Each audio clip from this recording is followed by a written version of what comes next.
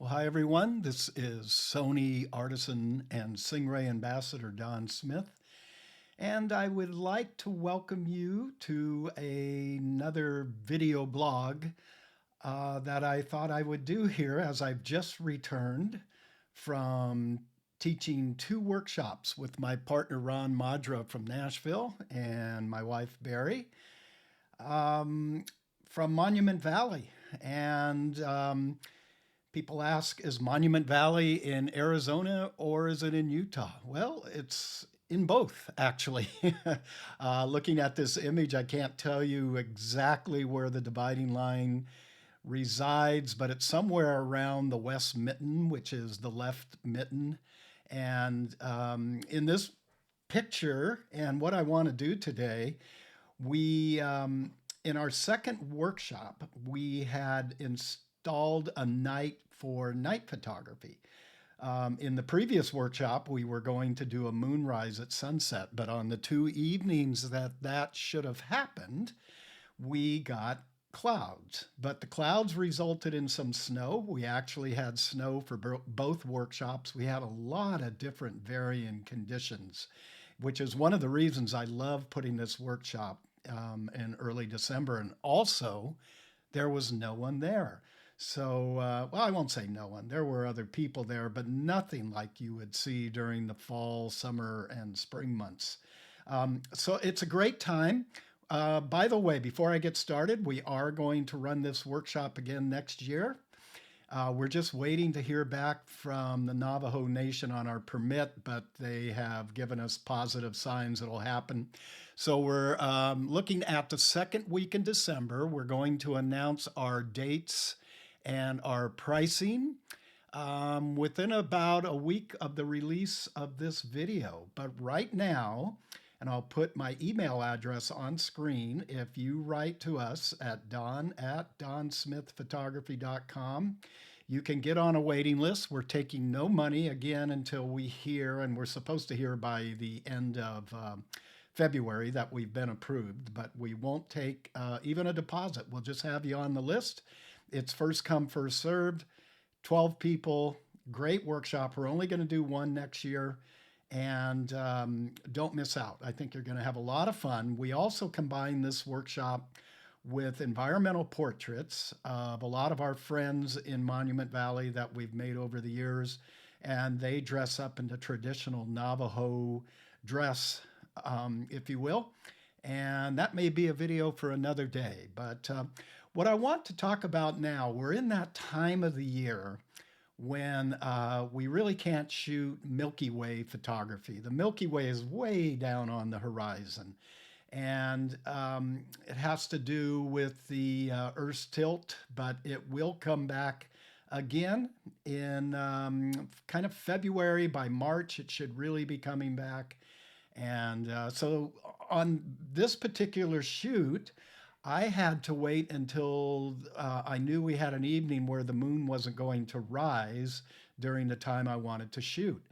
And we had the group out here at about 6:45. Sunset was like 5:02. We were down in the valley and we came up with our guiding service. We let the skies get nice and dark. We ate. By the way, the whole group stayed at the view, which everybody pretty much has a view. Well, I won't say pretty much. Everybody does have a view of the Mittens, and that's Merrick Butte to the right of this scene from their rooms. Another cool thing with our workshops, we don't make you buddy up with somebody you don't know. Everybody gets their own room, their own bed, this view. And I know on this particular evening, some people just shot right from their patio, walked right out, opened up their sliding door and shot. It was a cold night, I can tell you that. All right, enough of the backstory. Let's get into how I photographed this. I'm going to start with the gear. As I mentioned, I'm a Sony Artisan. My favorite night camera is the Sony A7S III. Now, I just heard a big shriek from some of you still photographers out there that said, yeah, but that's only a 12 megapixel camera. Yeah, but this is really a camera that can see in the dark.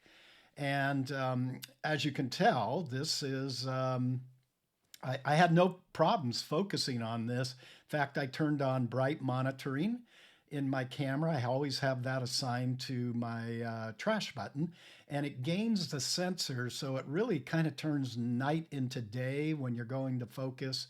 And with focus peaking on, I could just make sure the stars were nice and sharp, and I knew my whole scene would be nice and sharp.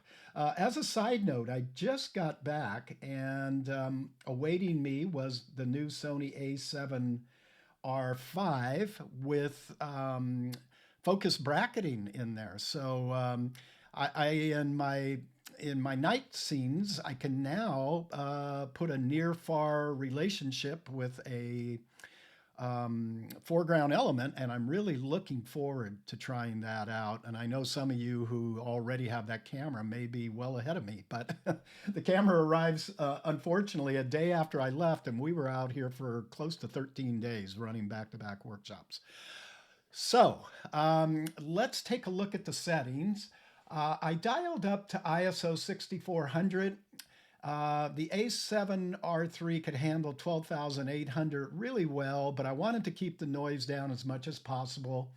And I was shooting with the Sony 12 to 24 millimeter, which is a tack sharp lens. It's a G Master lens, great lens for shooting night work. I also own the 14 mil 1.8, but it just was a little too wide for this scene. I shot this closer to 24 mil. And so the resulting exposure was 25 seconds, which allowed for a little bit of blurring or movement in the stars due to the Earth's rotation. You know, I know certain photographers really that upsets them, but it doesn't really me all that much. I'm trying to capture the ambience of night and getting our group to sort of experience the joys of night photography. Um, so a little bit of tracking movement on the stars. I did shoot some frames at 12,800, got my pinpoint stars, but for this demonstration, I'm going to go ahead and I'm going to demonstrate with it shot at 25 seconds.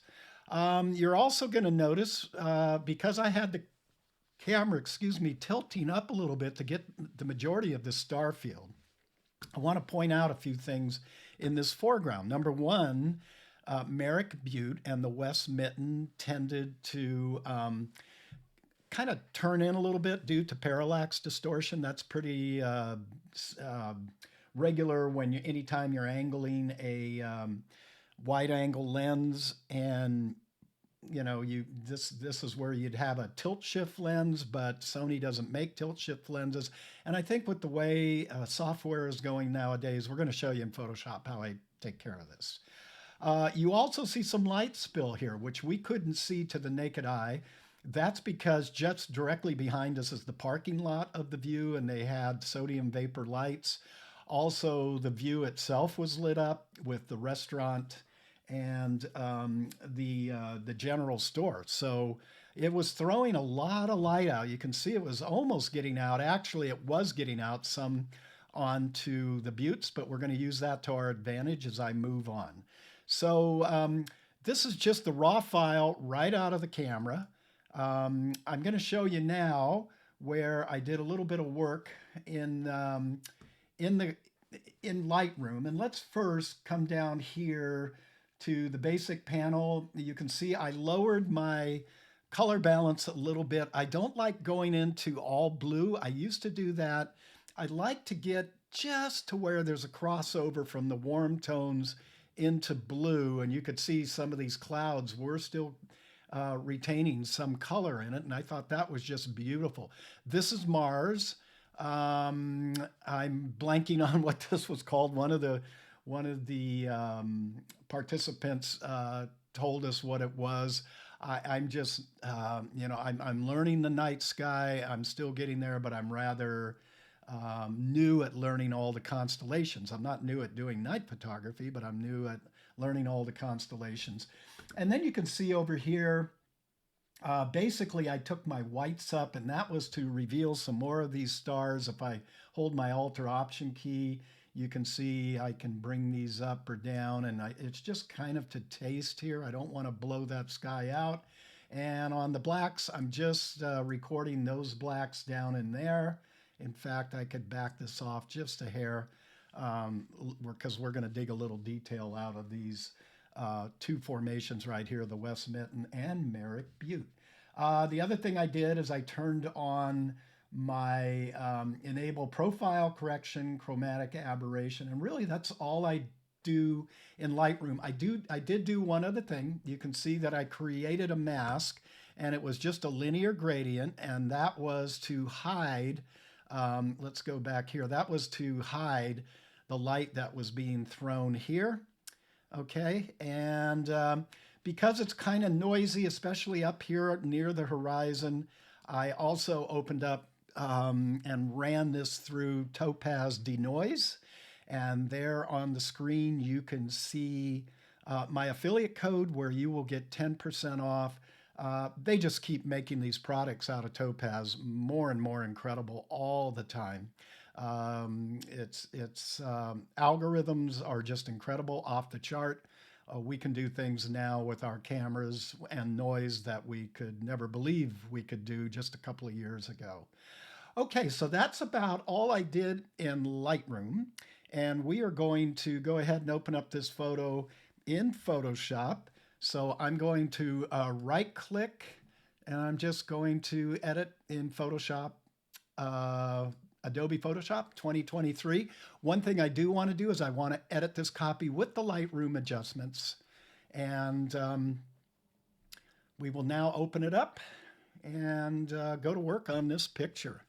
All right, let me just shut down this little tab from Nick. I love their products. I also have a code for that. If you go to Don at Don Smith Photography and click on my discounts and affiliate links, you will see all the affiliations that I have.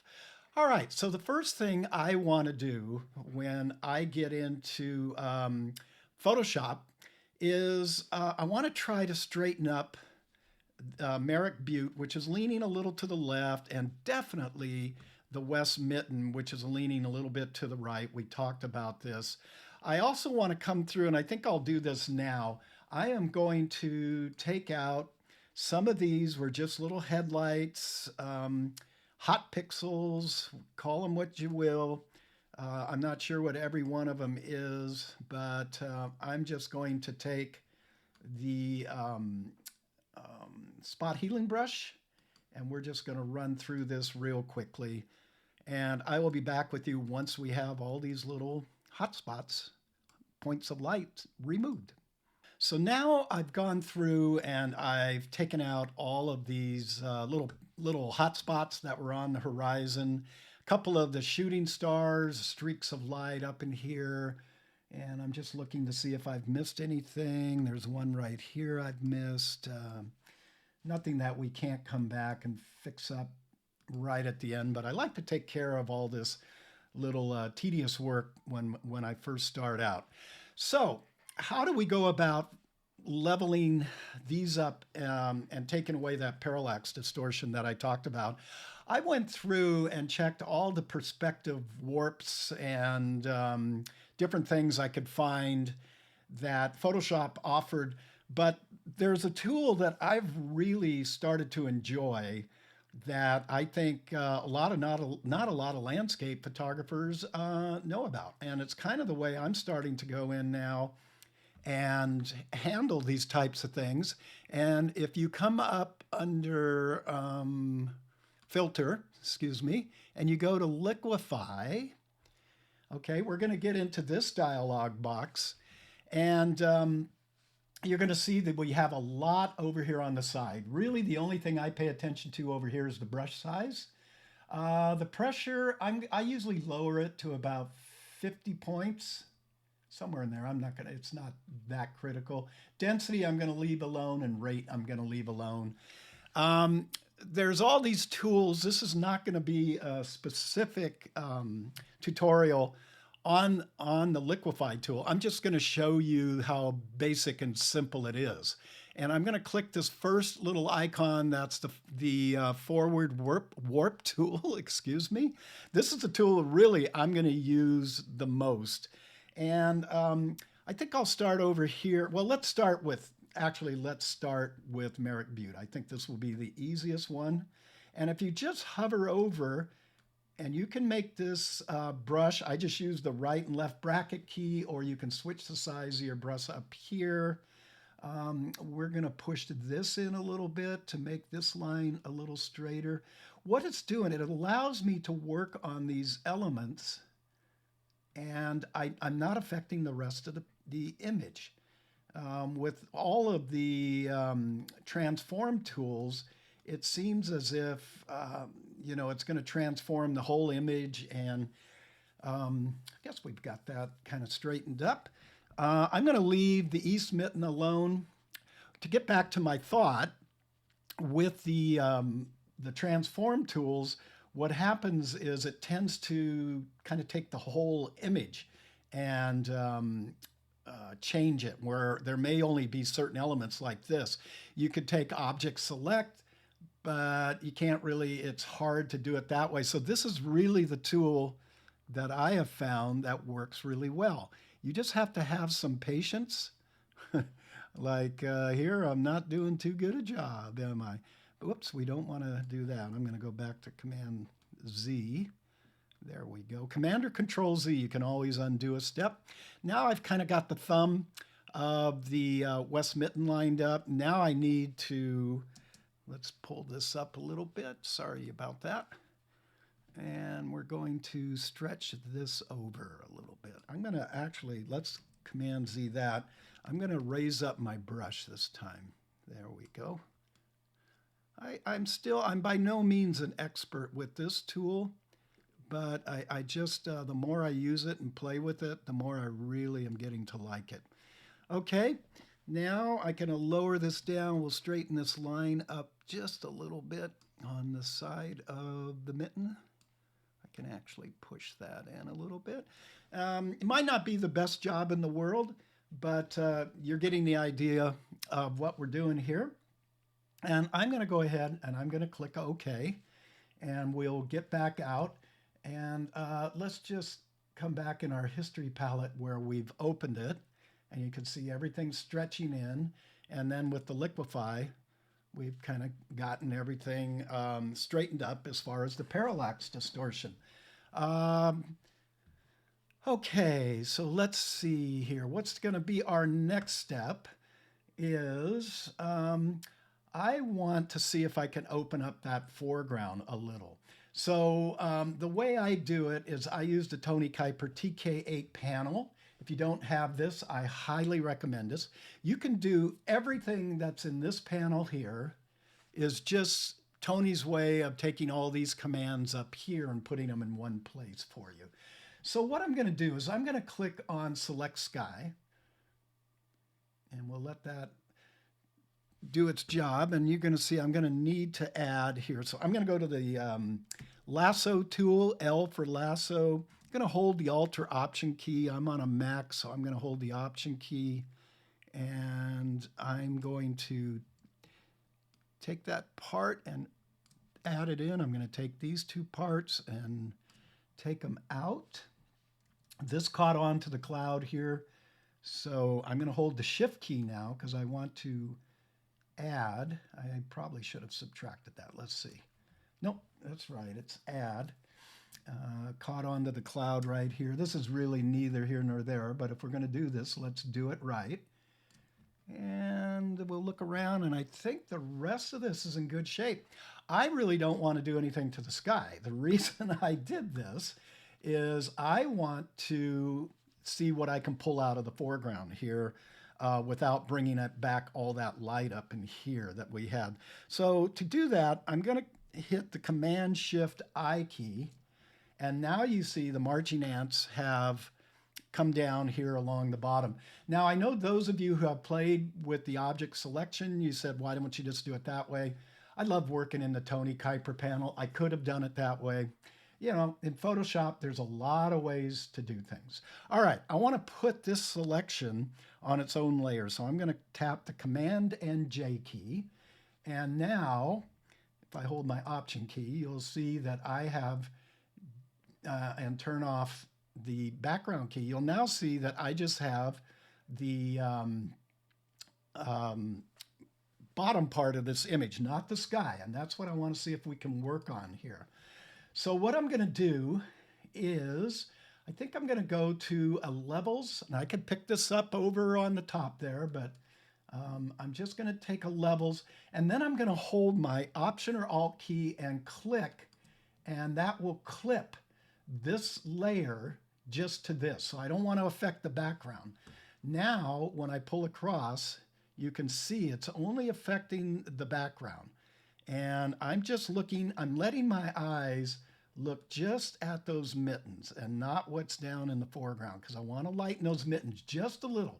I don't want to make them look like daylight. I just want to give a smidgen of detail into it.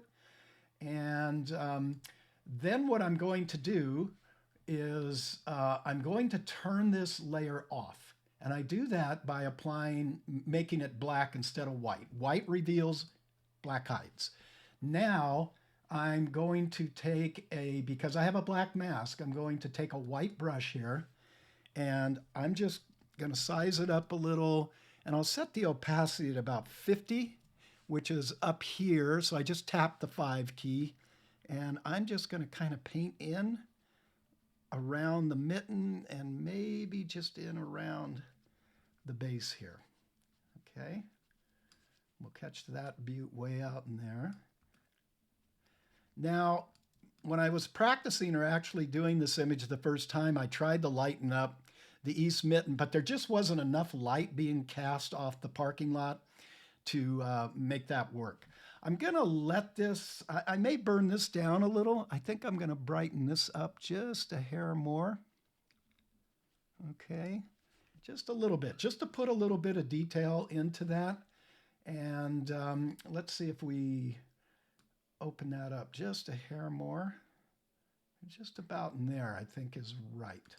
Okay, so let's turn this off. That was before. That's after. I'm not really sure I like this light down in here, so I'm going to cut that down to 20%. I'm going to flip the mask here from white to black, and I'm going to paint some of that back in. See how we have the control to do that? Okay. Let's see, a little bit more now.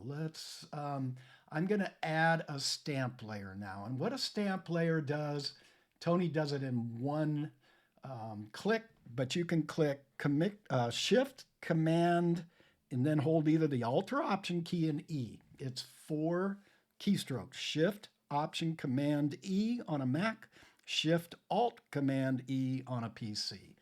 And I'm going to come down to his burn tool with a gray mask on it, and at 20%, I'm just going to burn off these rocks a little bit. You can see the power and the reason I love working in the Tony Kuiper panel. So let's turn this all off, and let's turn it back on. And I think we're getting very close to making this work. I'm going to go back here now. I'm going to come into Tony's actions, and I'm just going to try something here. I'm going to come up to clarity, see if we can get a little more sharpness out of these stars. And I'm going to run the default there. And now when I turn that on and off, and I'm hoping you're seeing that on your screen at home, you see I got just a little bit more pop out of those stars. And I think I'm pretty happy with this. I can go back now. I'm going to add just a levels, and I'm going to just see if everything looks right on the histogram. We have our blacks. I'm going to take up the midtones a little. Whoops, excuse me. No, or take them down, take them up. No, I want to reset those, so that's 1.00. And I'm going to see if I move in the highlights. Nope, I like that. And I'm going to see if I move in the shadows. No, I like that. There is one other thing, so I'm going to delete this layer, hit the trash can. I'm going to put another stamp on there, and I am going to come up to filter. I'm going to come down to Skylum and go to Luminar Neo. I also have a code for that where you can get 10% off. One of the things I really like about Luminar Neo, if I go into the edit panel, I come down here to super contrast. I love this little tool. I love a lot about Luminar Neo actually, but I use this in conjunction with Tony's masking. But here, I think what I want to do is just bump up the midtones just a bit, and I want to, the highlight contrast, I want to bring that up just a tinge. And that looks pretty good. I think I've got it here now. And I'm going to hit apply, and we'll let that render out. I really, once I get back into Photoshop, the reason I do it on a separate layer is so it affects the whole image, but also I have this opacity slider so I can take it off, and you can see it's very subtle what it does. And I'm not liking it. I'm liking it from about this part of the photo up, but I'm not, let's take a look. From this point of the photo down, I want to retain that. So how do we do that? Well, very simple. We go back up to 100%. We're going to come down here and add a white mask. I want to go to black, and we're going to take a white brush, or excuse me, we have a white mask. We're going to take a black brush, and this time in the opacity, I'm going to type 0 to get 100%, and I just want to take it off this bottom section of the photo down here, because there's nothing down in there I really want to get more contrasty. Okay, and I think right about there, let's take a look at that mask to see if I missed anything. No, I really didn't. I'm clicking on the mask, holding the Alt or Option key. And now I think that's good. I could go ahead and flatten this, and then I can go ahead and output it as a TIFF or a JPEG, or size it for the web and what have you. And I love how Mars is popping out right there in this little constellation. Let's just, I want to show you one more thing.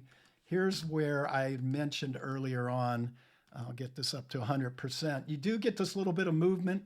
Usually I'm finding, there's a lot of these rules of 500, rules of 600, rules of 700. Here's why I don't really think those are valid. I'm posting dead east on this shot, or positioning myself dead east on this shot. The closer I shoot towards the poles, the north and south poles, the tighter the star spin gets, if that makes sense. It's really the rotation of the Earth causing the illusion of the stars streaking. I'm shooting to the east, so there's going to be, this is where the stars are going to be, and you can see right here, the most streaked. If I turned around and shot to the west, it would be the same thing. If I shot kind of more in this direction, you see the stars start to tighten up as opposed to going straight to the east. Same here. If I shot more towards the northeast, they start to tighten up. So rules are guidelines, and they're great to follow at times. Just be aware of them, but also be aware of the position you're shooting. And again, I opted to get a little streaking over the excess noise that would have been built in. Okay, I think that about wraps it up.